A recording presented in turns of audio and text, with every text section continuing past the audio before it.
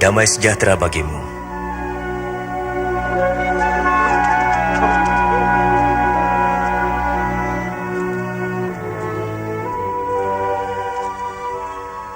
Mengapa kamu takut? Mengapa timbul keraguan dalam pikiranmu? Lihat, tanganku dan kakiku. Aku sendirilah ini. Rabalah, kau akan tahu. Karena hantu tidak mempunyai daging dan tulang seperti yang ada padaku. Inilah perkataanku yang telah kukatakan kepadamu. Semua yang tertulis tentang aku dalam Taurat Musa, kitab Nabi-Nabi dan kitab Mazmur harus digenapi. Seperti tertulis, Mesias harus menderita dan bangkit dari antara orang mati di hari ketiga. Dan dalam namanya, berita tentang pertobatan dan pengampunan dosa harus disampaikan kepada segala bangsa, mulai dari Yerusalem. Kamu adalah saksi dari semuanya. Dan aku akan mengutus Roh Kudus bagi kamu, tapi kamu harus tinggal di Yerusalem sampai saat kamu menerimanya.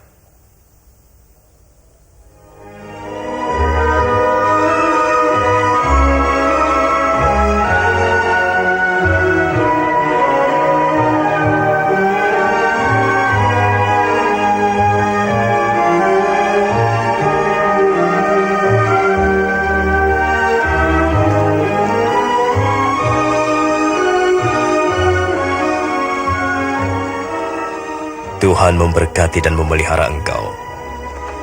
Kepadaku telah diberikan segala kuasa di surga dan di bumi. Karena itu pergilah, dan jadikanlah semua bangsa muridku, dan baptislah mereka dalam nama Bapa, Anak, dan Roh Kudus. Dan ajarlah mereka melakukan segala sesuatu yang telah kuperintahkan kepadamu. Dan ketahuilah, aku menyertai kamu senantiasa, sampai kepada akhir zaman. Amin.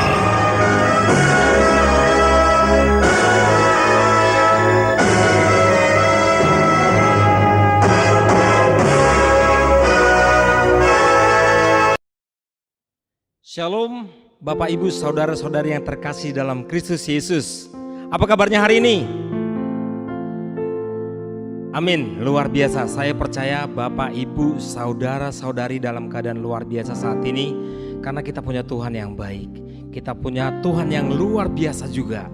Pada saat ini kembali kita masih harus menjalani ibadah secara live streaming online karena kondisi pandemi COVID-19. Namun saya percaya itu tidak akan mengurangi semangat dan ucapan syukur kita, karena sekali lagi Tuhan begitu mengasihi hidup kita. Mari Bapak Ibu Saudara-saudari ambil waktu ini untuk bersatu teduh sejenak. Renungkan bagaimana baiknya Tuhan itu dalam kehidupan kita, dalam perayaan hari kenaikan Yesus ke surga. Saat ini, di hari ini, kita mau terus bersyukur dan bersyukur, karena itulah yang Tuhan kehendaki untuk kita lakukan dalam kehidupan kita. Kita mau angkat pujian, bersyukur senantiasa.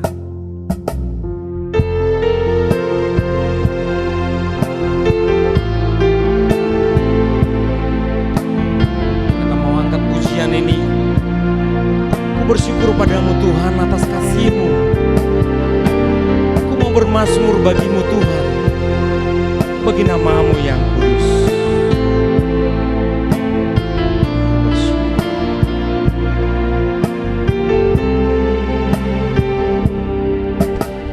Ku bersyukur padamu Tuhan atas kasih-Mu. Ku bermazmur bagi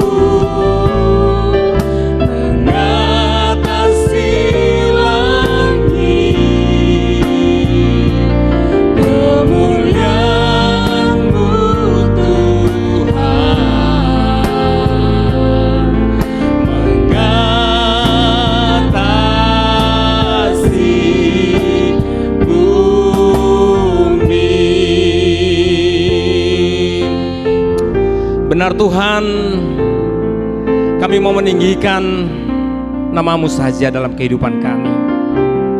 Benar Tuhan, selayaknya kami mengucap syukur kepada-Mu karena Tuhan begitu baik. Tuhan begitu mengasihi hidup kami. Segala puji, hormat dan kuasa kami hanya layak naikkan bagi Engkau saja ya Tuhan. Pada hari ini kami mau merayakan kebaikan dan kemurahan Tuhan. Karena Tuhan begitu mengasihi kami, bahkan rela memberikan anak-Mu sebagai penebusan dosa kami. Tuhan yang telah mati, dikuburkan, bangkit pada hari yang ketiga. Dan pada hari ini kami mau merayakan kenaikan-Mu ya Tuhan.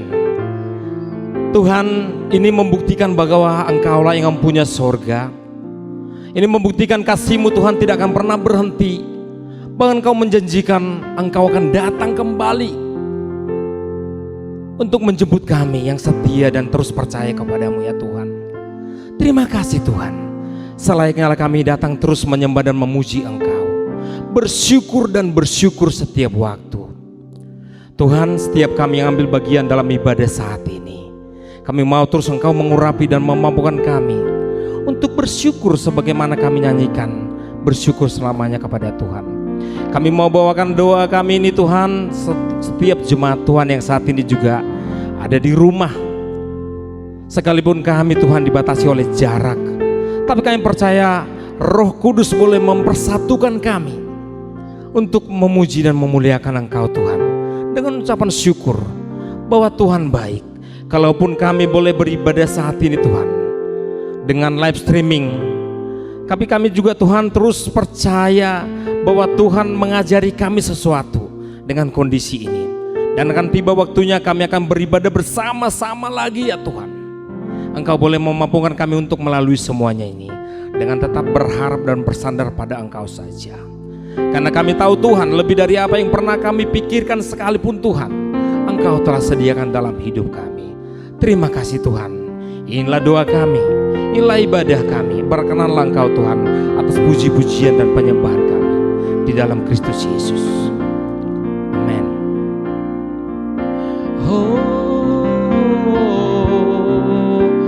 Ku bersyukur padamu Tuhan atas kasih-Mu. Ku bermazmur bagi nama-Mu yang kudus, Sebab Engkau kebenaranku, sebab Engkau kebenaranku. Padamu ku percaya,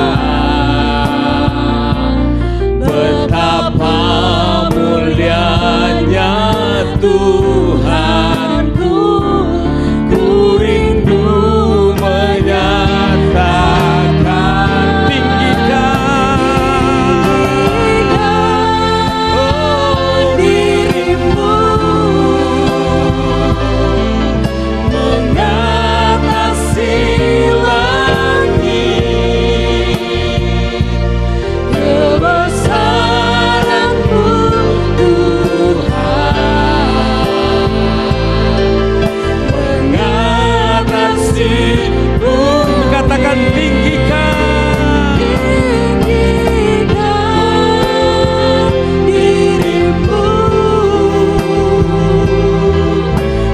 mengatasi langit.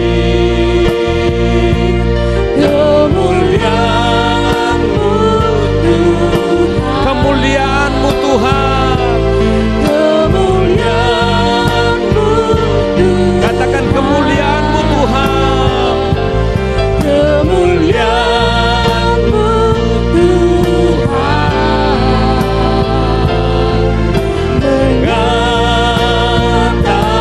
mengatasi bumi. Amin.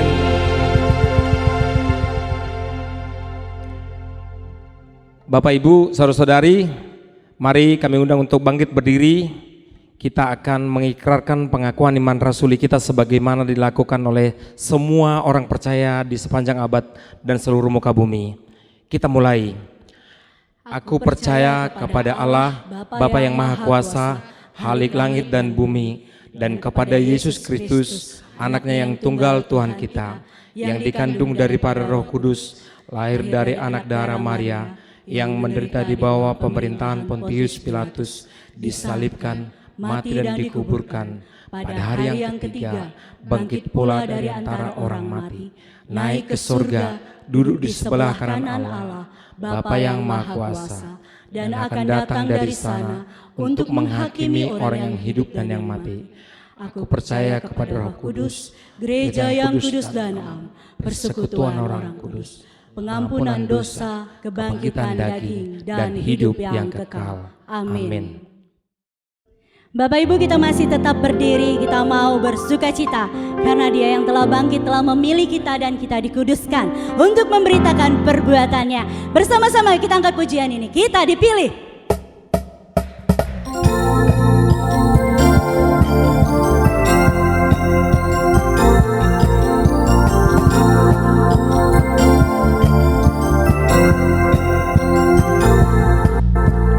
Kita dipilih dan dikuduskan untuk memberitakan perbuatannya. Sekarang saatnya bangkit nyatakan Yesuslah Raja pemenang. Untuk selamanya Dia berkuasa, telah diberikan bagi kita. Kerajaannya tak akan tergoncangkan.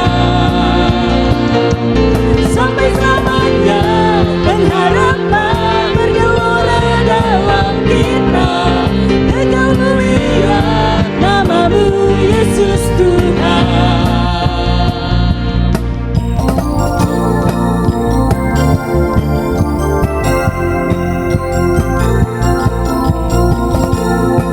Hari ini kita berdiri dengan kuasa karena Roh yang dahsyat beserta kita. Kita berdiri dengan kuasa, sebab Roh yang dahsyat beserta kita. Sekarang saatnya bangkit nyatakan Yesuslah Raja pemenang. Untuk selamanya Dia berkuasa, telah diberikan bagi kita. Kerajaannya tak akan tergoncangkan. Sampai selamanya pengharapan bergelora dalam kita. Kekal mulia nama-Mu Yesus Tuhan. Bapak Ibu, mari bersama-sama memuji Dia. Kita bersorak, kita bersuka karena Dia yang telah naik meninggalkan kita Roh Kudus di bumi ini. Kita katakan, sekarang saatnya. Sekarang saatnya bangkit nyatakan nama yang besar. Siapa? Yesuslah Tuhan. Karena sekarang saatnya. Saatnya bangkit nyatakan Yesuslah Raja pemenang. Untuk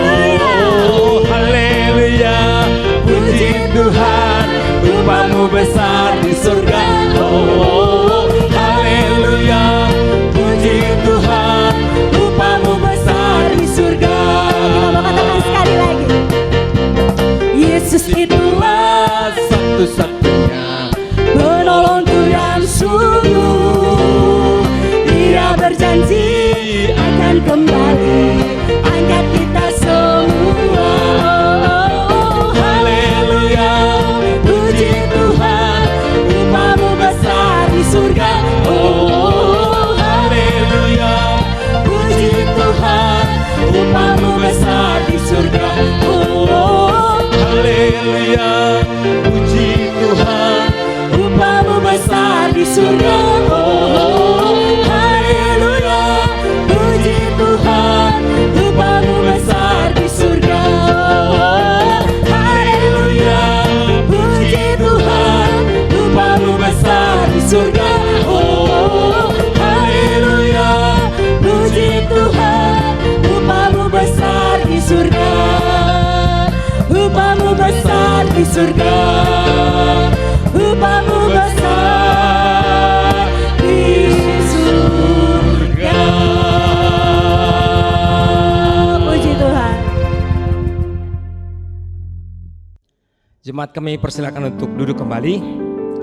Saatnya sekarang kita masuk dalam pujian penyembahan kita, sekaligus mempersiapkan hati kita untuk menerima firman Tuhan sebagai bekal kita dalam menjalani hari-hari kita ke depan. Kita mau mengaminkan dan menaikkan pujian kita bahwa hanya Tuhan kita saja yang mulia, yang layak kita sembah. Baginya saja pujian, hormat dan kuasa yang layak kita tinggikan. Karena Yesus adalah Raja di atas segala raja. Karena Yesuslah satu-satunya Tuhan yang hidup, yang telah mati, bangkit dan bahkan naik pada hari ini kita rayakan. Kita naik pujian ini, mulia. Mulia, sembah Raja mulia, bagi Yesus puji, hormat dan kuasa.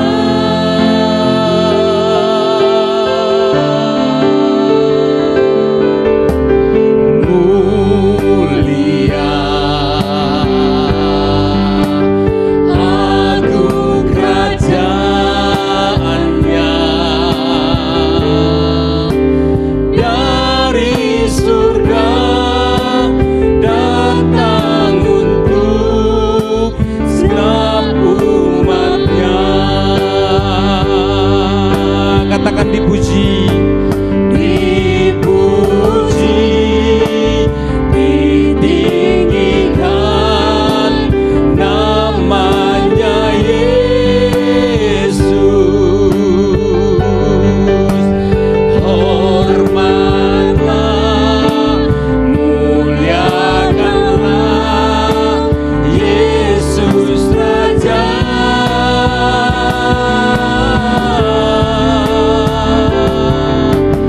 Mulia, sembah Raja mulia. Dia telah mati, dibangkitkan jadi Raja.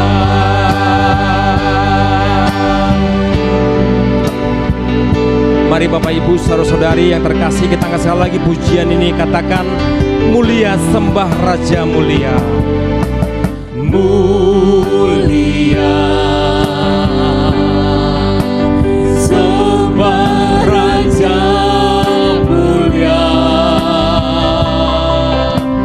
bagi Yesus puji, hormat dan kuasa. Mulia, Mulia, mulia, agung kerajaannya, dari surga datang untuk segenap umatnya. Bapak Ibu ambil waktu ini Tuhan untuk menaikkan puji-pujian dan penyembahan-Mu kepada Tuhan saja. Karena Ialah yang mulia, yang layak menerima segala pujian, hormat dan kuasa. Ya Tuhan, terima kasih Tuhan atas kebaikan-Mu Tuhan. Engkau sungguh mengasihi kami luar biasa. Bagaimana kami merespon kebaikan dan kasih setia-Mu Tuhan, selain dengan menaikkan pujian dan penyembahan kami kepadamu, dan bersyukur dan menyembah Engkau yang mulia. Terima kasih Tuhan. Terima kasih Yesus. Terima kasih Roh Kudus. Kami sudah melihat bagaimana kebaikan Tuhan terus nyata dalam kehidupan kami setiap waktu. Setiap pagi kami melihat kemurahan Tuhan dinyatakan dalam kehidupan kami. Selayaknya kami datang memuji dan memuliakan Engkau Tuhan, mengatakan Engkau baik, Engkau bahkan teramat baik dalam kehidupan kami Tuhan. Engkau yang layak kami tinggikan, Engkau yang mulia Tuhan. Segala puji, hormat, kuasa hanya bagi-Mu Tuhan. Engkau yang layak kami tinggikan Tuhan.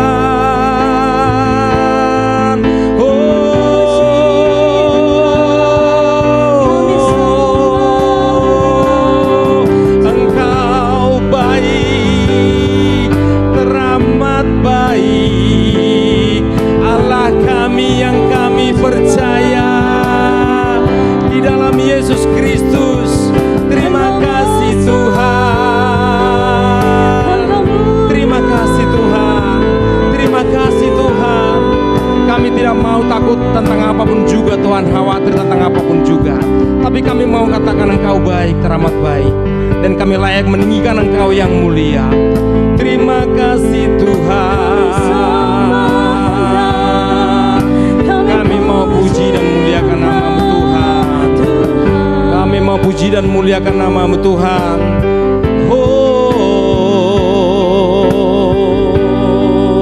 Mari jemaat Tuhan angkat pujian, dipuji, ditinggikan, dipuji, ditinggikan namanya Yesus.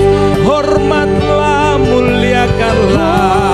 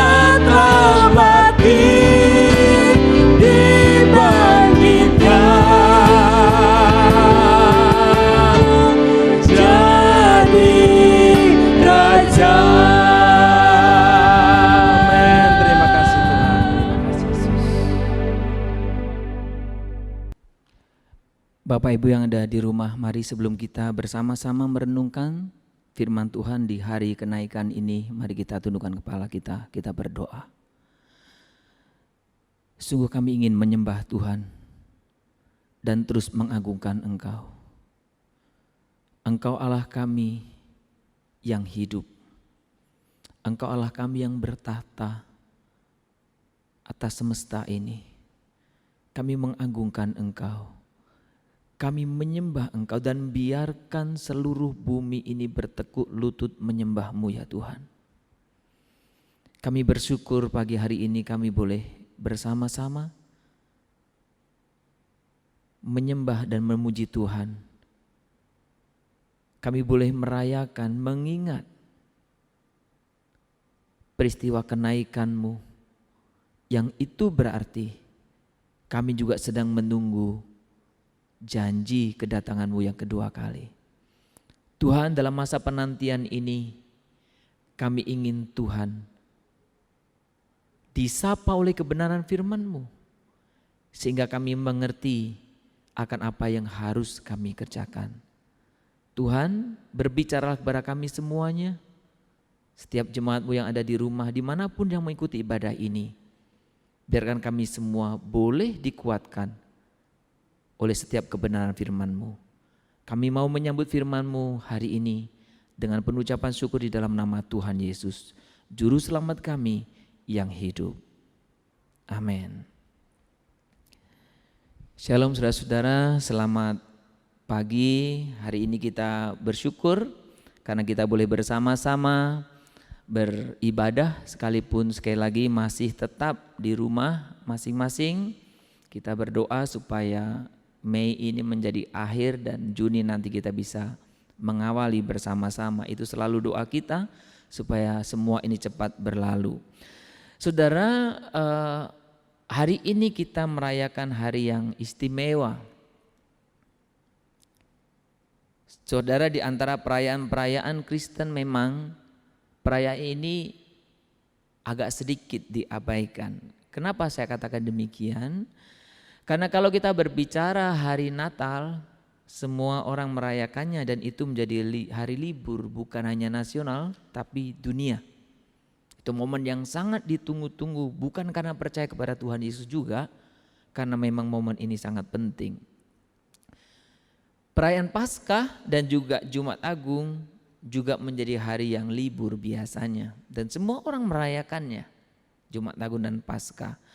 Tetapi hari ini, hari kenaikan, relatif agak sepi orang merayakannya. Bahkan jujur saya dalam slide semula juga salah. Saya tulis khotbah minggu ini, padahal ini bukan hari Minggu. Dan beberapa waktu yang lalu juga saya diundang oleh salah satu gereja untuk menyampaikan khotbah di kenaikan. Dan mereka mengatakan ini baru kali pertama.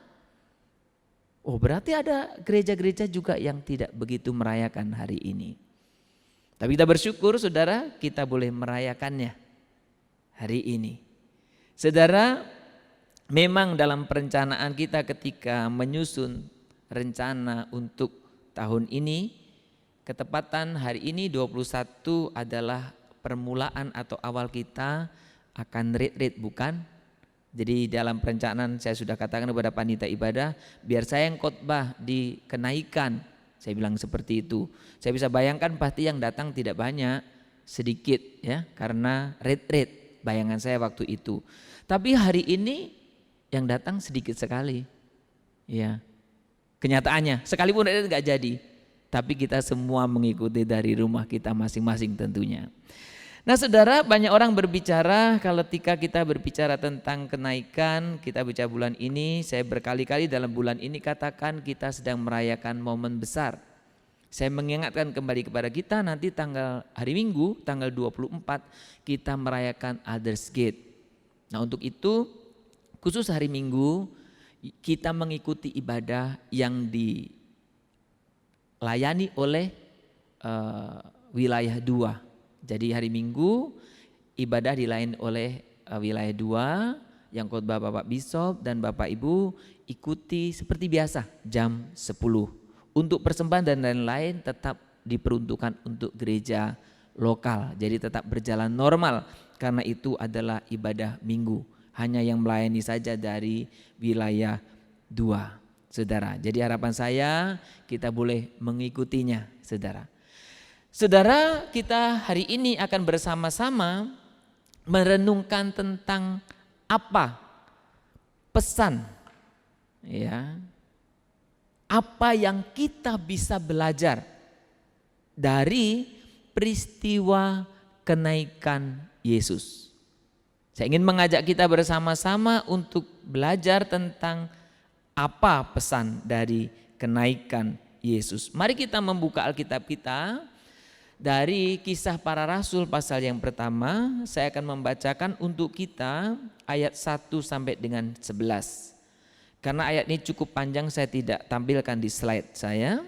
Kita coba membuka Alkitab masing-masing di rumah, Bapak Ibu Saudara-saudara, supaya kita mengerti jelas cerita ini. Saya akan membacakan firman Tuhan, demikian bunyinya dalam nama Tuhan Yesus. Hai Theophilus, dalam bukuku yang pertama, berarti Injil Lukas, aku menulis tentang segala sesuatu yang dikerjakan dan diajarkan Yesus sampai pada hari ia terangkat. Sebelum itu ia telah memberi perintahnya oleh Roh Kudus kepada rasul-rasul yang dipilihnya. Kepada mereka ia menunjukkan dirinya setelah penderitaannya selesai. Dan dengan banyak tanda ia membuktikan bahwa ia hidup. Sebab selama 40 hari ia berulang-ulang menampakkan diri dan berbicara kepada mereka tentang kerajaan Allah. Pada suatu hari ketika ia makan bersama-sama dengan mereka, ia melarang mereka meninggalkan Yerusalem dan menyuruh mereka tinggal di situ menantikan janji Bapa. Yang demikian katanya, telah kamu dengar daripadaku, sebab Yohanes membaptis dengan air, tetapi tidak lama lagi kamu akan dibaptis dengan Roh Kudus. Maka bertanyalah mereka yang berkumpul di situ, Tuhan, maukah engkau pada masa ini memulihkan kerajaan bagi Israel? Jawabnya, engkau tidak perlu mengetahui masa dan waktu yang ditetapkan Bapa sendiri menurut kuasanya. Tetapi kamu akan menerima kuasa kalau Roh Kudus turun ke atas kamu, dan kamu akan menjadi saksiku di Yerusalem dan di seluruh Yudea dan Samaria dan sampai ke ujung bumi. Sesudah ia mengatakan demikian, terangkatlah ia disaksikan oleh mereka, dan awan menutupnya dari pandangan mereka.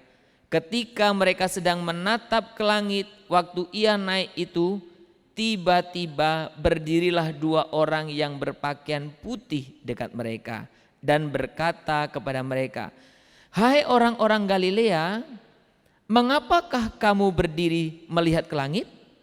Yesus ini yang terangkat ke surga meninggalkan kamu akan datang kembali dengan cara yang sama seperti kamu melihat dia naik ke surga. Saudara-saudara, demikian kira-kira cerita, gambaran peristiwa di mana peristiwa kenaikan itu terjadi. Satu peristiwa yang tidak dimengerti, tidak dipersiapkan, tidak bagi murid-murid itu sangat mendadak. Tuhan Yesus tidak berkata, oh murid-murid nanti datang ya, besok datang ya, jam sekian datangnya, jangan telat karena saya akan pergi jam sekian naik ke surga. Tidak. Murid-murid tidak tahu dan tanpa persiapan. Terjadi begitu saja, mereka kumpul bersama-sama seperti biasa. Yesus mengajar, suasana itu pasti penuh dengan sukacita karena masa-masa di mana kekalutan murid-murid itu sudah berlalu. Sekalipun sebelum peristiwa ini Tuhan Yesus juga pernah mengatakan bahwa akan meninggalkan mereka. Tapi saudara, suasana pagi itu, suasana hari itu, suasana yang tidak disangka oleh semua orang. Terjadi begitu saja dan saudara-saudara perhatikan, Yesus pergi begitu saja. Saudara-saudara, kalau kita berbicara tentang perayaan-perayaan besar kita yang kita rayakan, sebagai contoh misalnya Natal, kita berbicara tentang kasih. Kita merayakan kasih. Dan semua orang sepakat bahwa kita berbicara tentang Natal berarti bicara tentang kasih Allah. Ya, Paskah demikian juga. Jumat Agung demikian juga. Gampang kita berbicara tentang kasih karena memang peristiwa yang kita rayakan kasih. Tapi saya mau katakan hari ini kita merayakan kenaikan juga sebetulnya berbicara kasih. Yesus naik ke surga. Kalau nyanyian sekolah minggu itu lebih menarik ya. Dia apa katanya? Yesus itulah satu-satunya penolongku yang sungguh. Ia berjanji akan kembali. Jadi Yesus yang naik itu, Yesus yang akan kembali. Yesus yang naik itu, ada satu lagu, saya lupa lagunya, menyediakan tempat bagi saya dan saudara. Jadi tidak usah khawatir kita yang di sini tidak punya tempat permanen. Dan memang nggak ada tempat permanen kita di sini. Semua ngontrak, hanya waktunya aja yang berbeda. Ada yang ngontrak bulanan, tahunan, ada yang mungkin puluhan tahun, ada sampai ratusan tahun anak cucu. Tapi semua ngontrak prinsipnya. Jangan khawatir, nanti ada jatahmu di sana. Jangan khawatir juga kalau engkau nggak kebagian, cukup di sana. Iya, enggak bisa main sogok, ada jatahmu. Jadi jangan khawatir. Kenaikan kasih, saudaraku. Nah, saudara, kalau saudara membaca bahagian ini, saudaraku, kita berbicara tentang apa yang kita bisa belajar. Tentu bisa banyak hal sebenarnya. Tapi karena keterbatasan kita, saya ingin menyampaikan 2 pesan penting dari peristiwa kenaikan ini, saudaraku. Saudara, pesan yang pertama, saudara, ketika kita berbicara tentang kenaikan berarti dengan adanya peristiwa kenaikan memperlihatkan bahwa Yesus yang saya dan saudara percaya itu adalah Yesus yang hidup, tidak mati. Sekali lagi, Tuhan Yesus yang saya dan saudara percaya itu adalah Tuhan Yesus yang hidup, tidak mati. Bukan hanya hidup dan tidak mati, tetapi Dia Tuhan yang sekarang kuasanya nyata mengatasi alam semesta ini. Jadi dengan peristiwa kenaikan, saya dan saudara kembali diteguhkan bahwa Tuhan yang saya dan saudara percaya adalah hidup. Dari mana kita bisa katakan Tuhan kita hidup? Saudara, kalau saudara membaca tadi yang kita baca, dikatakan di sana bahwa selama 40 hari, dikatakan di sana, ya, selama 40 hari, sebab selama 40 hari ia berulang-ulang menampakkan diri. Jadi bukan hanya kepada Maria dan teman-temannya ketika di kuburan, bukan. Tapi Yesus menampakkan diri berulang-ulang kepada orang yang berbeda. Artinya kalau dari sisi legal kesaksian itu valid, saudaraku, dia hidup. Kalau hanya menampakkan diri kepada saya, enggak menampakkan diri kepada yang lain. Saudara, satu cerita yang menarik sebetulnya dalam satu cerita Thomas. Kalau saudara lihat, diperhatikan dalam cerita Thomas, seolah-olah Thomas itu memang enggak ikut persekutuannya. Tapi dalam film Thomas ada satu kalimat yang menarik, yang itu menjadi satu bagi saya itu berkat tersendiri. Karena murid-murid yang lain katakan, Thomas, Yesus datang, dia menampakkan diri kepada kami. Apa Thomas bilang? Kok hanya kepadamu? Kok enggak kepada saya? Jumpa lagi para wanita dikatakan, Thomas bener loh, jangan enggak percaya. Yesus menampakkan diri kepada kami. Thomas jawab yang sama. Kok kepada kamu? Kok enggak kepada saya? Untung pada akhirnya Thomas datang ke persekutuan dan dia lihat Yesus hidup. Yesus berulang kali menampakkan diri kepada murid-muridnya selama 40 hari. Dan sangat menarik, saudaraku, ketika kita berbicara tentang hal ini juga saya sangat menguatkan iman saya. Berarti murid-murid Yesus sebelum dia menceritakan perihal Yesus yang hidup kepada orang lain, termasuk sebelum mereka dipakai untuk menuliskan kitab-kitab ini, mereka secara personal, pribadi pernah mengalami perjumpaan dengan Yesus yang hidup. Jadi bukan katanya, murid-murid Yesus mengalami perjumpaan pribadi dengan Tuhan Yesus. Ini sangat menguatkan, saudara. Dan saudara, kalau saudara memperhatikan, ketika kita berbicara tentang bukti ini bahwa berulang kali Yesus menampakkan diri, ini juga menjadi satu peneguhan bahwa Saudaraku, semestinya saya dan saudara yang hari ini percaya kepada Tuhan Yesus, semestinya saya dan saudara harus juga mengalami perjumpaan secara pribadi dengan Tuhan. Kenapa? Karena Tuhan hidup. Kalau saya dan saudara sebagai orang percaya tidak pernah mengalami, berarti Tuhan tidak hidup. Betul bukan? Tentu perjumpaan yang saya maksudkan tidak harus ada datang situ, ada jubah putih, ada cahaya, macam-macam orang mengalami bentuk perjumpaan dengan Kristus.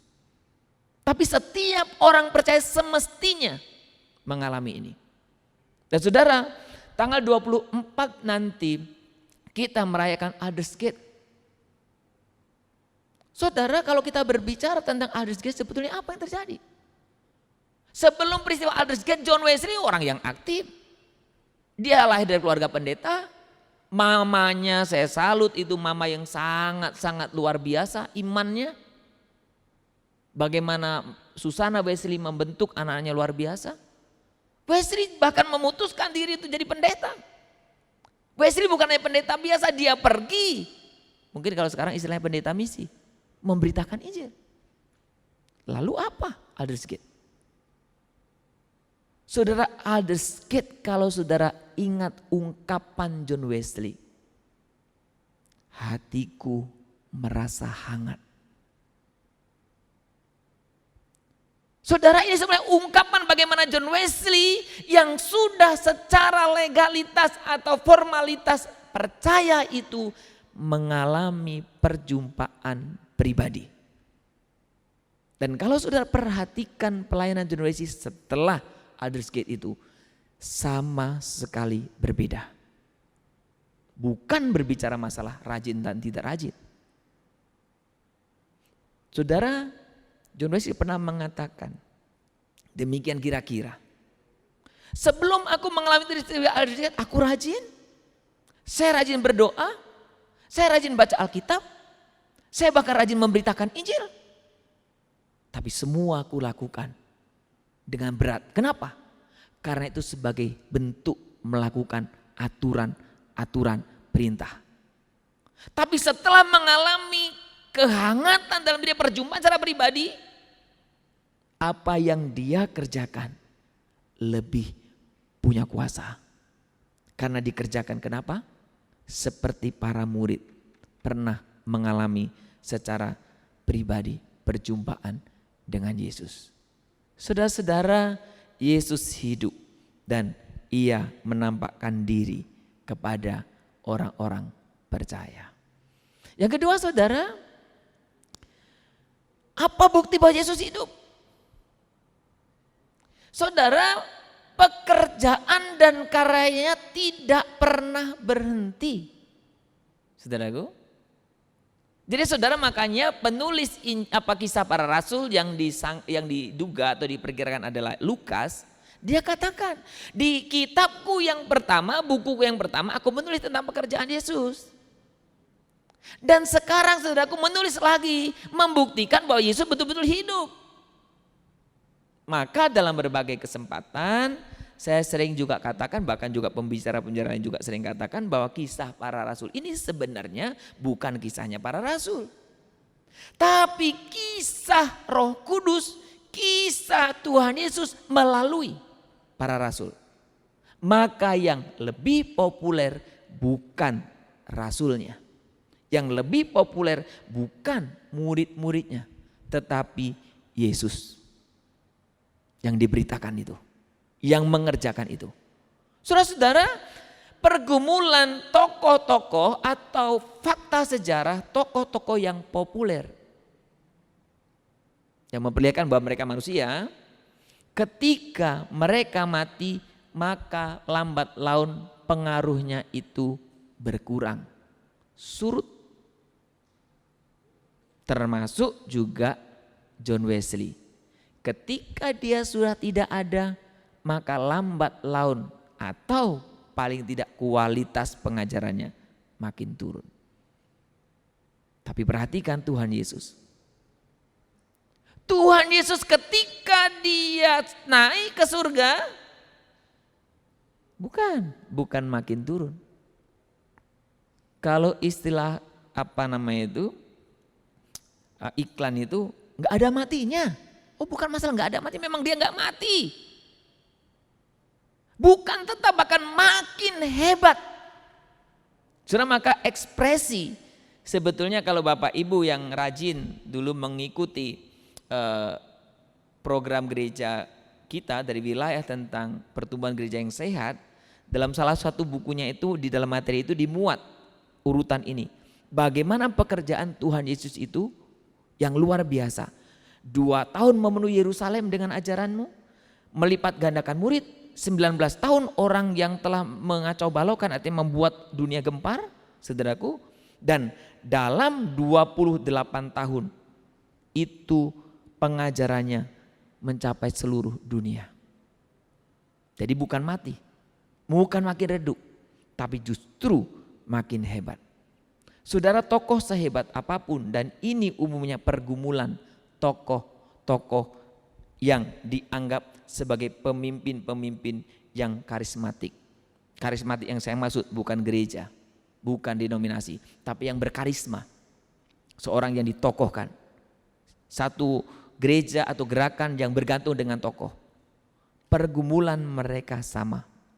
Ketika tokoh ini nanti meninggal, siapa yang akan menggantikannya? Ketika tokoh ini nanti mati, siapa yang menggantikannya? Karena pelan atau lambat tapi pasti orang akan mati. Siapa yang menggantikannya?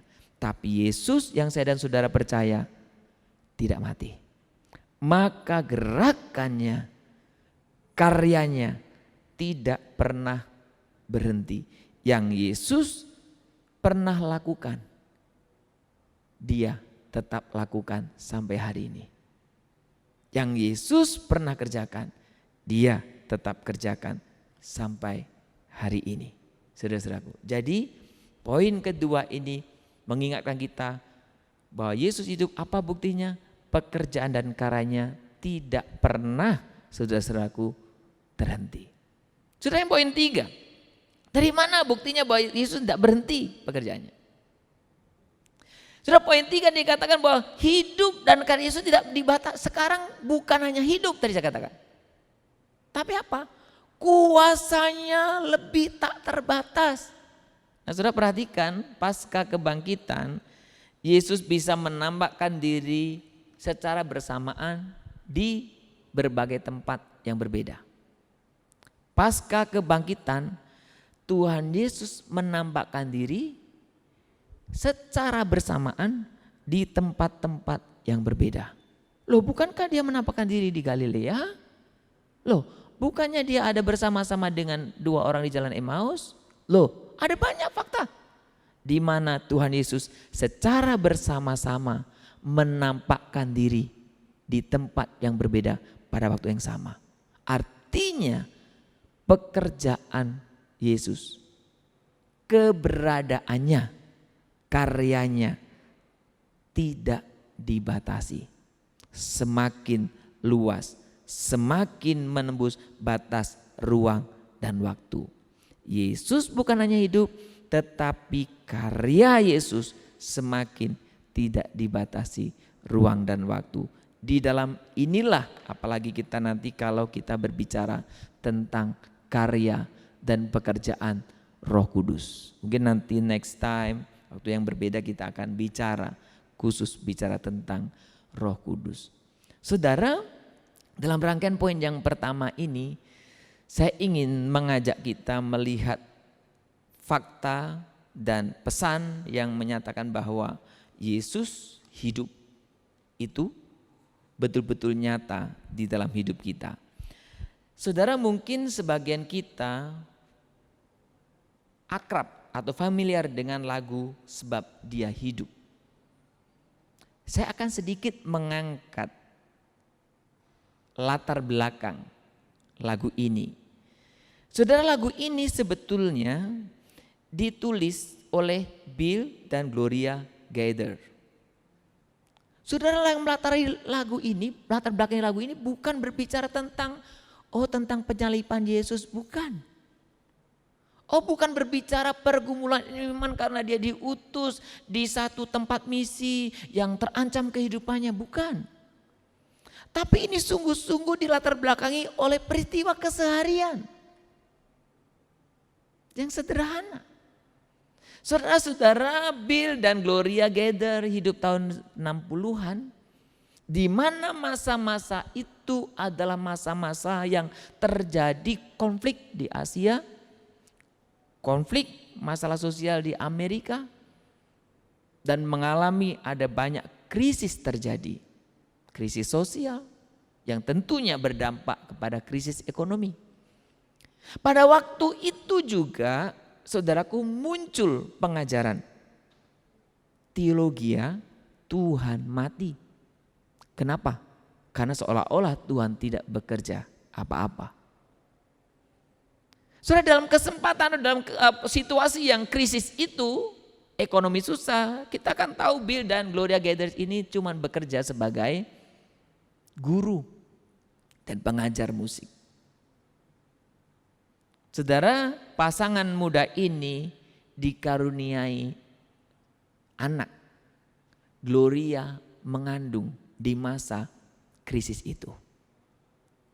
Nah, ini bicara mengandung ini, katanya, saya tidak tahu ini benar atau tidak ya, datanya valid atau tidak. Tapi saya mendengar berita-berita bahwa katanya masa pandemi corona ini kehamilan meningkat 105%. Ya, saya tidak tahu di jemaat kita apakah ada juga yang sedang mengandung hari ini.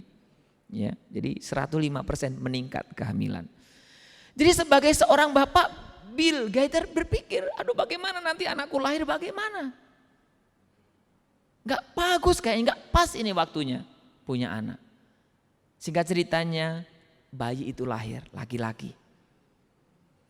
Ketika Bill Gaither melihat bayi laki-lakinya itu, terbesit dalam pikirannya,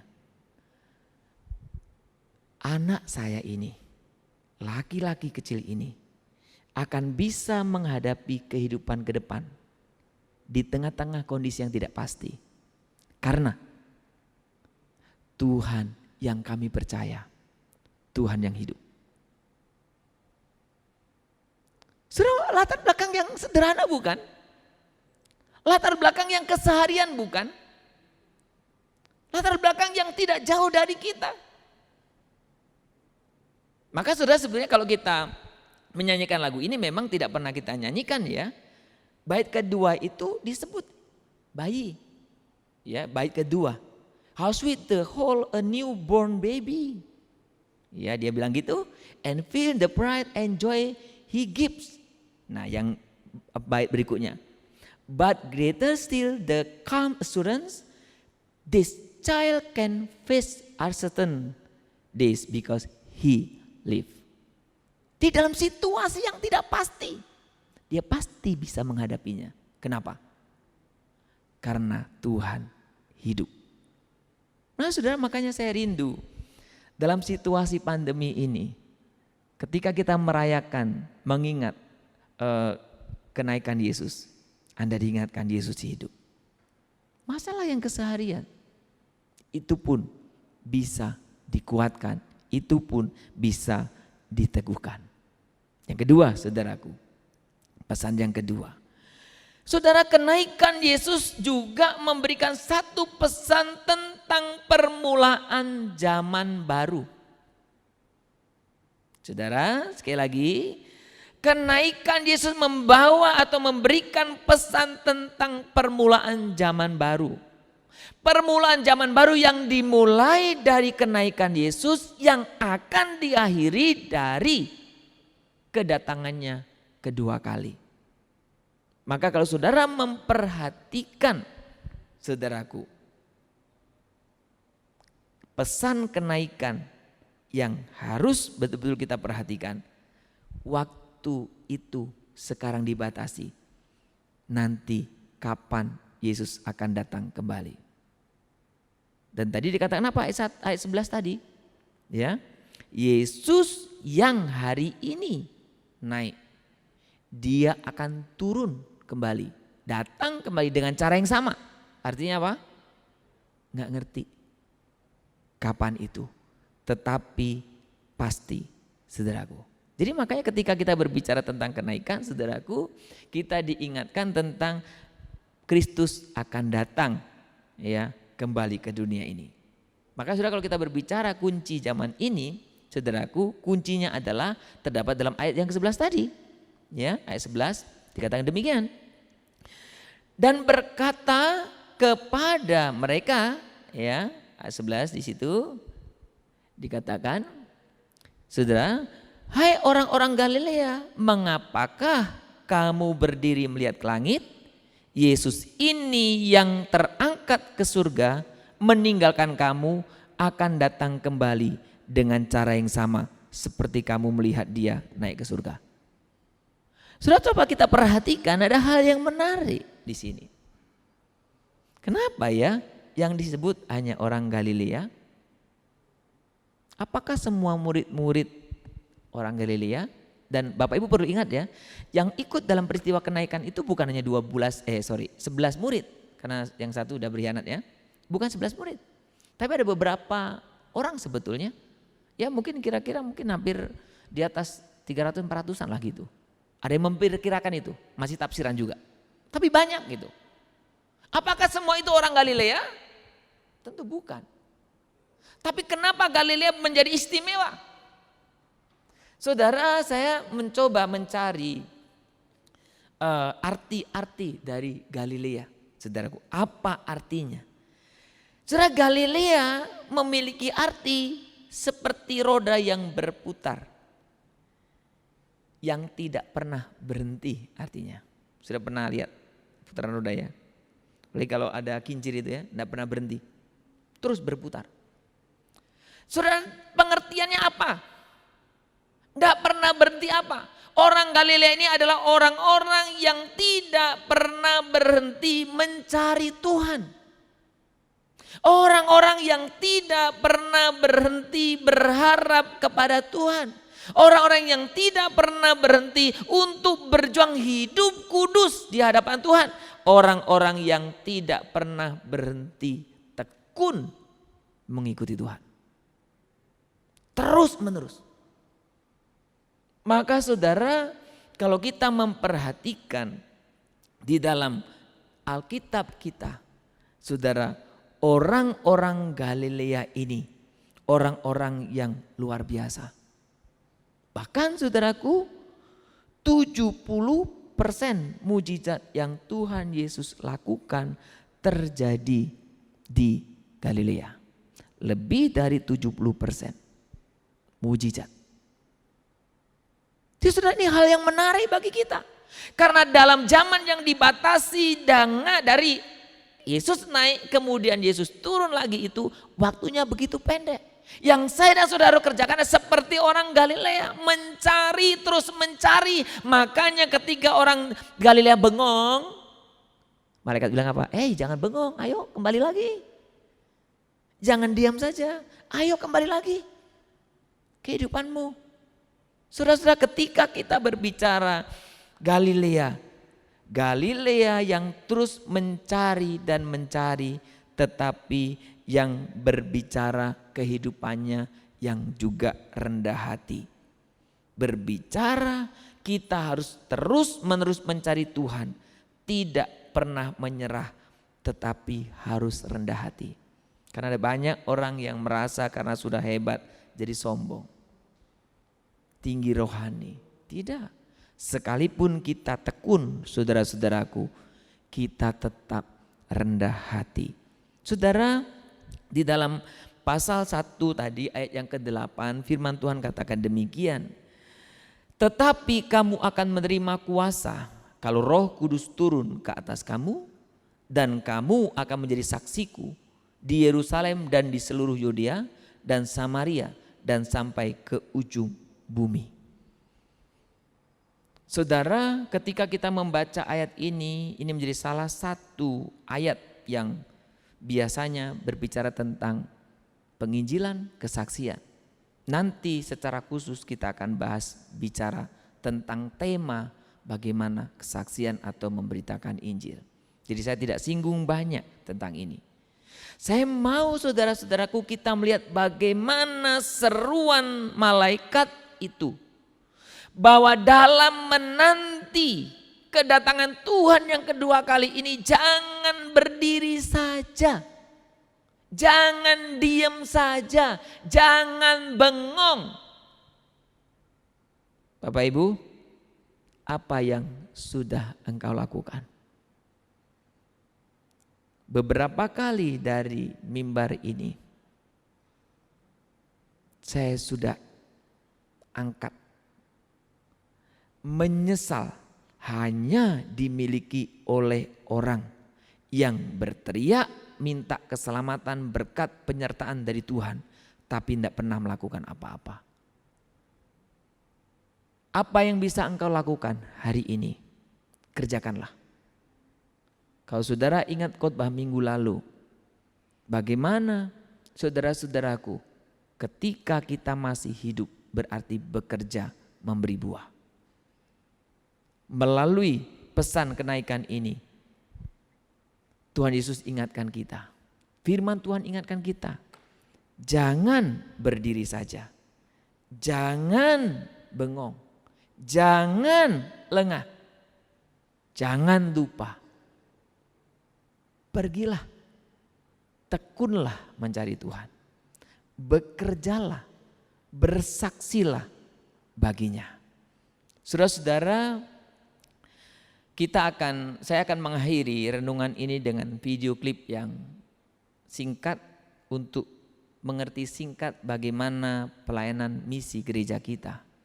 Seperti beberapa minggu yang lalu saya ada singgung bahwa secara organisasi, secara kaitan struktural ada paling tidak 3 pos pelayanan yang menjadi tanggung jawab kita. Pos pelayanan Sang Yetu, pos pelayanan Hilkia Arso, dan Cibubur. Dan kalau sudah memperhatikan sejarah, melalui GMI Jakarta Pusat lah ada banyak lahir gereja-gereja yang di sekitar Jakarta dan Jawa ini. Saudara, kita pada zaman ini yang hidup di era ini semestinya kita bisa mengulangi sejarah yang lalu. Bagaimana saya dan saudara bisa juga dipakai oleh Tuhan untuk memberitakan Injil. Jangan berdiri saja. Jangan berpangku tangan. Ambillah bahagian yang kau bisa ambil. Mari kita coba lihat video klip yang singkat ini. Karena itu pergilah, jadikanlah semua bangsa muridku, dan baptislah mereka dalam nama Bapa dan Anak dan Roh Kudus. Dan ajarlah mereka melakukan segala sesuatu yang telah kuperintahkan kepadamu. Dan ketahuilah, aku menyertai kamu senantiasa sampai kepada akhir zaman. Tahukah Anda bahwa Anda diciptakan untuk sebuah misi? Tuhan memanggil Anda bukan hanya untuk datang kepada Dia, tetapi untuk pergi bagi Dia. Tuhan ingin Anda memiliki pelayanan di dalam gereja dan juga misi di dunia. GMI Jakarta Pusat sebagai jemaat lokal menyadari bahwa keberadaan gereja adalah mengemban tugas misi yang diberikan oleh Tuhan, yaitu pergi keluar untuk menjangkau jiwa-jiwa yang ada di sekitarnya. Sejak berdiri sampai saat ini, GMI Jakarta Pusat selalu aktif terlibat dalam pelayanan misi. Untuk saat ini, GMI Jakarta Pusat menaungi 3 pos pelayanan, yaitu 1. GMI Pos Pelayanan San Yetu. 2. GMI Pos Pelayanan Hilkia Arso Papua. 3. GMI Pos Pelayanan Cibubur. GMI Pos Pelayanan San Yetu Jayapura, Papua. Pos pelayanan ini dimulai sejak tahun 2005. Belum memiliki tempat ibadah yang permanen. Jumlah jemaat saat ini sebanyak 23 jiwa, yang terdiri dari 14 orang jemaat penuh dan 9 orang jemaat persiapan. Hamba Tuhan yang melayani, Pendeta Dahler Simanjuntak. GMI Pos Pelayanan Hilkia Arso, Jayapura, Papua. Pos pelayanan ini dimulai sejak tahun 2010. Sudah memiliki tempat ibadah yang permanen. Jumlah jemaat saat ini sebanyak 34 jiwa yang terdiri dari 26 orang jemaat penuh dan 8 orang jemaat persiapan. Hamba Tuhan yang melayani, Pendeta Dahler Simanjuntak, GMI Pos Pelayanan Cibubur. Pos pelayanan ini dimulai sejak tahun 2019. Belum memiliki tempat ibadah yang permanen. Jumlah jemaat saat ini sebanyak 43 jiwa yang terdiri dari 30 orang jemaat penuh dan 13 orang jemaat persiapan. Sekalipun sebagian besar masih anggota rangkap. Hamba Tuhan yang melayani, Guru Injil Rahel Daulay. Setiap anggota jemaat GMI Jakarta Pusat bisa terlibat dan ambil bagian dalam pelayanan misi di pos pelayanan yang ada. Keterlibatan Anda bisa dilakukan melalui doa, yaitu berdoa khusus setiap hari pada jam tertentu secara konsisten dengan topik penjangkauan jiwa dan pelayanan di pos pelayanan yang ada. Promosi, yaitu menyampaikan kepada semua orang yang Anda kenal tentang keberadaan pos pelayanan GMI Jakarta Pusat di suatu wilayah dan mendorong mereka yang Anda kenal untuk bergabung bersama di dalam pos pelayanan tersebut. Dana, yaitu dengan memberikan sejumlah dana secara rutin dan konsisten untuk mendukung keperluan dana pelayanan di pos pelayanan yang ada. Ayo, jangan diam saja. Terlibatlah dalam pelayanan misi. Saudara-saudara, demikian tadi yang kita saksikan dalam video klip tadi. Secara institusi, saya tadi sudah katakan kita punya 3 pos yang masih menjadi tanggung jawab kita. Pos pelayanan Sang Yetu, ini pos yang cukup punya pergumulan yang sangat berat dalam segi pertumbuhan karena sudah bertahun-tahun dan kondisinya masih minim. Pos Hilkia Arso juga tidak beda jauh. Saudara, Tuhan izinkan kita ada di sana. Tuhan sudah izinkan ada bangunan di sana dan kita sudah memulainya. Dan yang baru adalah pos pelayanan Cibubur. Saudara, tugas pelayanan ini bukan tugas komisi misi saja. Tugas pelayanan ini bukan tugas hamba-hamba Tuhan saja. Tugas pelayanan misi ini tugas kita. Apa yang Bapak Ibu di rumah bisa lakukan? Anda bisa mulai doakan. Anda bisa berbuat sesuatu. Mendukung dalam doa, mendukung dana, mendukung apapun yang Anda bisa lakukan. Dan saudara, tugas misi juga bukan hanya terbatas pada 3 pos pelayanan ini. Saya mengajak kita, kalau sudah memperhatikan, setiap kali saya mengirimkan pesan hari Sabtu atau Minggu pagi, ada kata-kata yang saya tidak pernah lupa cantumkan. Mari ajak keluargamu datang beribadah. Karena saya ingin mengajak Anda latihan bawa orang. Itu tugas kita. Sudah bayangkan kalau masing-masing kita menghubungi satu saja setiap minggu, pastikan mereka berapa orang kita bisa bawa. Ketika orang-orang kita dekat kita sudah lakukan, nanti kita bisa lakukan kepada orang lain yang belum percaya. Di gereja kita juga ada kegiatan GCEC, Johar Baru English Course kalau nggak salah. kursus bahasa Inggris. Memang ini pelayanan sosial, tapi itu juga pelayanan misi sosial. Apa yang kita bisa lakukan? Ingat kata dua orang kepada orang Galilea. Jangan berdiri saja, jangan diam aja. Jangan bengong. Jangan lengah. Saya selalu katakan kepada kita, apa yang bisa engkau lakukan, lakukanlah. Sebelum Yesus datang kedua kali. Dan saya selalu memimpikan ketika Tuhan datang itu, apakah sampai Tuhan sudah datang kedua kali atau ketika Tuhan memanggil saya. Dan saya juga mengajak Anda punya keinginan yang besar itu. Kita didapatinya sedang bekerja. Kita didapatinya sedang melakukan kehendaknya. Saudara, biarkan di hari kenaikan ini kita semua boleh aktif bermisi. Tentu dengan apa yang saya dan saudara bisa buat. Kita akan meresponi. Kita akan boleh menjawab setiap tantangan yang Tuhan boleh berikan kepada kita. Apakah ketika nanti Tuhan datang kedua kali untuk menjemput saya dan saudara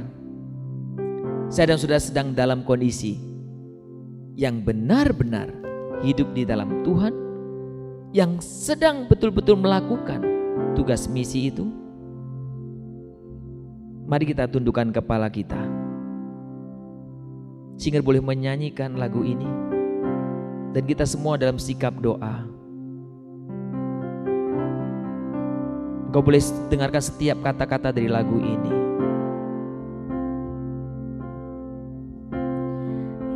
Yesus bertanya kepada kita, adakah iman di bumi ini? Sudah dengarkan baik-baik perkataan lagu ini. Jika dia datang kedua kalinya untuk menghakimi dunia, apa yang kau buat selama hidupmu? Adakah iman di hatimu? Allah kan membenarkan orang pilihannya yang sungguh berharap padanya. Saudara,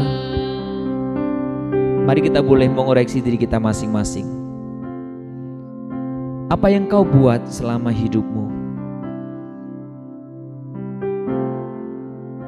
Apa kau hanya berkata, Tuhan saya punya iman? Tuhan berkata, apa yang kau buat? Saya pernah menyampaikan kepada kita dalam khotbah saya, menyesal hanya dilakukan oleh orang-orang yang berteriak minta keselamatan kepada Tuhan, tapi tidak pernah melakukan apa-apa buat dia.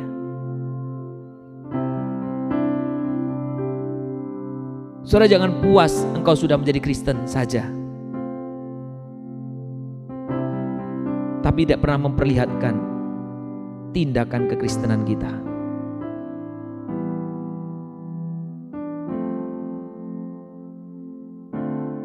Mari pikirkan hal-hal yang engkau bisa lakukan, yang selama ini engkau tidak lakukan. Sehingga ketika Tuhan datang menjemputmu, engkau sedang dalam keadaan beriman dan bekerja. Bapa di surga, di hadapanmu tidak ada yang tersembunyi. Engkau melihat setiap anak-anakmu dimanapun mereka berada hari ini. Engkau melihat dengan detail apa yang sudah dikerjakan, apa yang sedang dikerjakan. Bahkan Kau juga mengerti apa yang sebetulnya mereka mampu kerjakan tapi belum dikerjakan.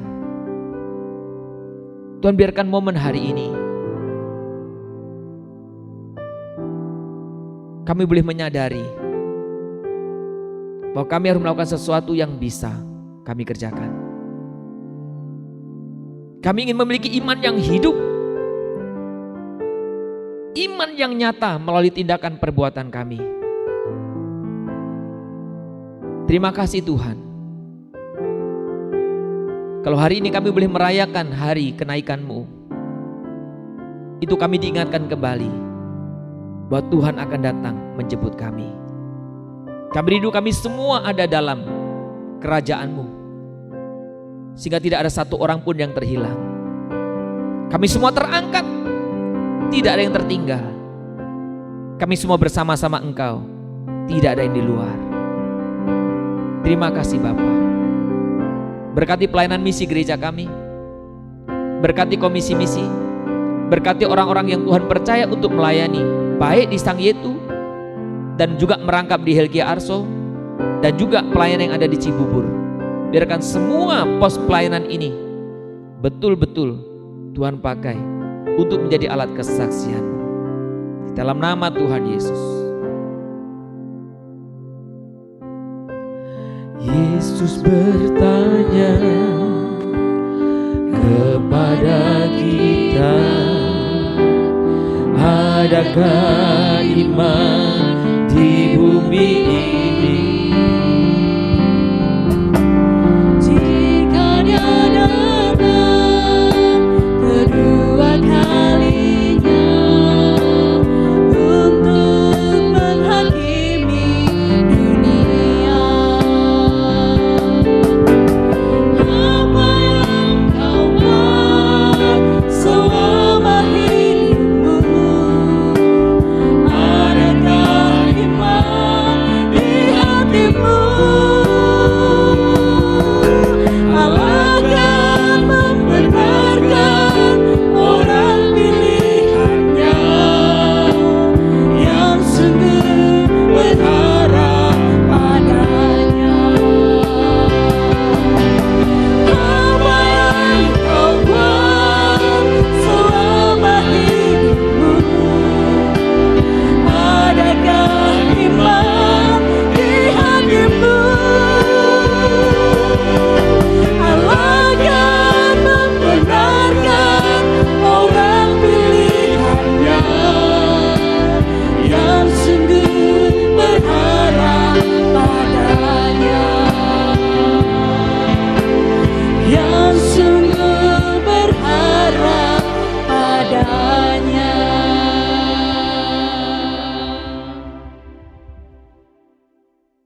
Kita sudah diberkati Tuhan dengan kebenaran firman-Nya yang telah dibagikan oleh hamba-Nya pada hari ini. Dan kita juga sudah merasa berkat Tuhan dinyatakan dalam kehidupan kita sehari demi sehari. Dan pada hari ini kita kembali akan mempersembahkan persembahan kita dengan cara sebagaimana kita tahu dalam nafiri kita transfer ke nomor rekening gereja kita, atau kita kumpulkan terlebih dahulu dan nanti akan kita bawa ketika kita bersama-sama beribadah di gereja ini. Kita akan mengumpulkan persembahan kita. Adapun ayat yang mendasari kita dalam memberikan persembahan diambil dari Roma 12 ayat 1. Karena itu saudara-saudara, demi kemurahan Allah aku menasihatkan kamu supaya kamu mempersembahkan tubuhmu sebagai persembahan yang hidup, yang kudus dan yang berkenan kepada Allah. Itu adalah ibadahmu yang sejati. Sambil kita mengumpulkan persembahan, kita angkat pujian ku menang bersama Yesus Tuhan.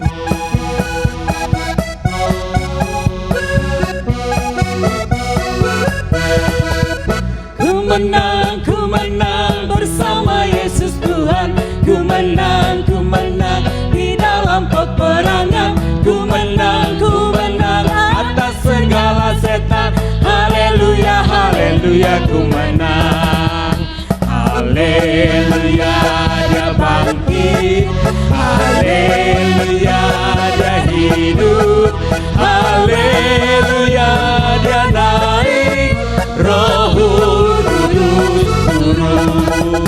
Ku menang bersama Yesus Tuhan. Ku menang di dalam peperangan. Ku menang atas segala setan. Haleluya, haleluya, ku menang.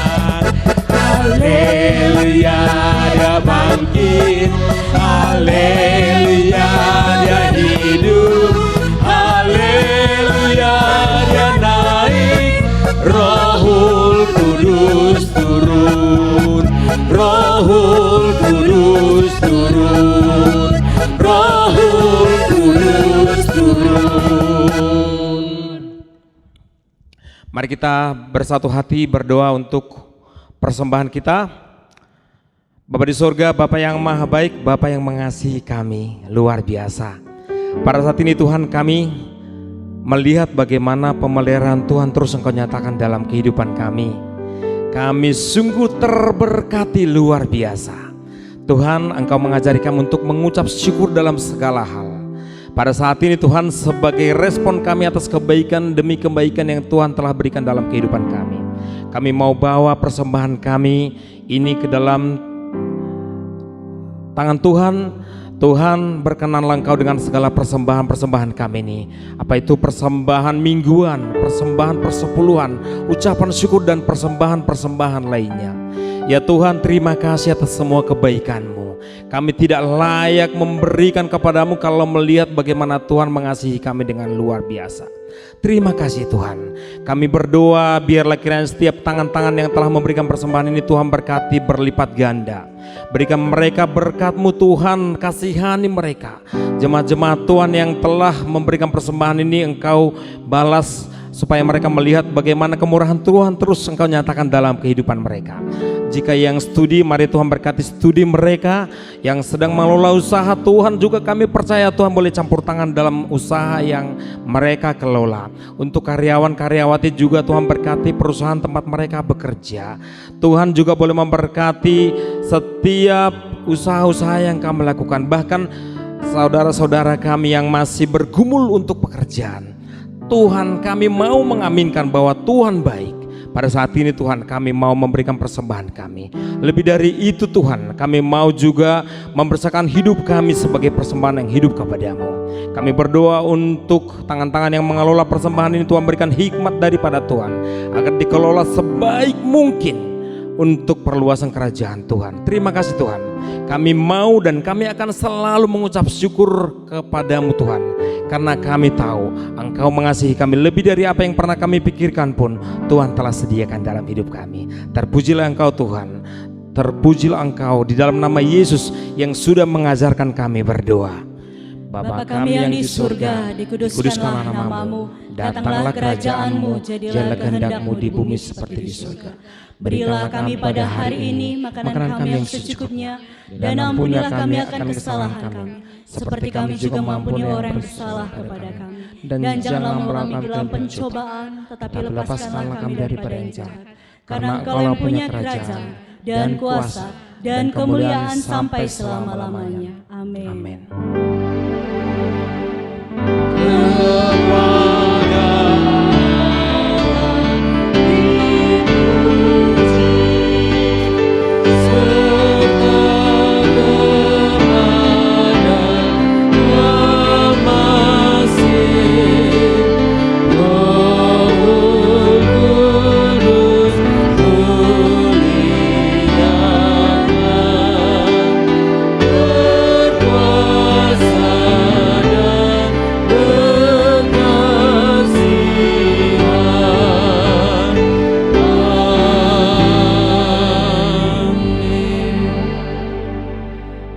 Jemaat yang dikasihi Tuhan, dalam waktu yang singkat ini, mari kita pergunakan hidup kita sebaik-baiknya.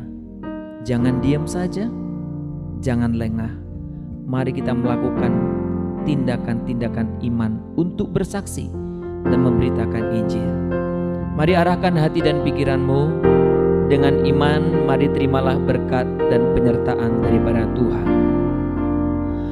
Maka kiranya kasih sayang dan pemeliharaan Allah Bapa kita, kasih karunia dan damai sejahtera dari Tuhan Yesus Kristus, pertolongan, penghiburan, kekuatan bahkan kuasa daripada Roh Kudus, itulah yang memberkati kamu sekalian.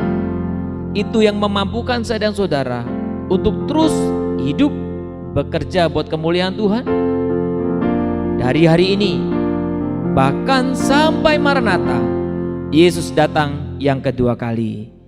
Amin.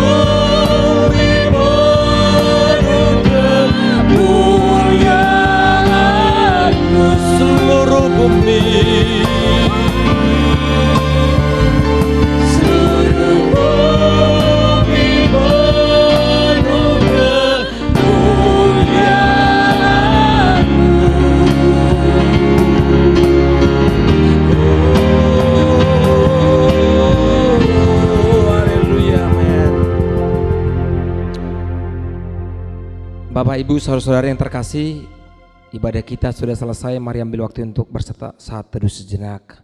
Tuhan Yesus memberkati.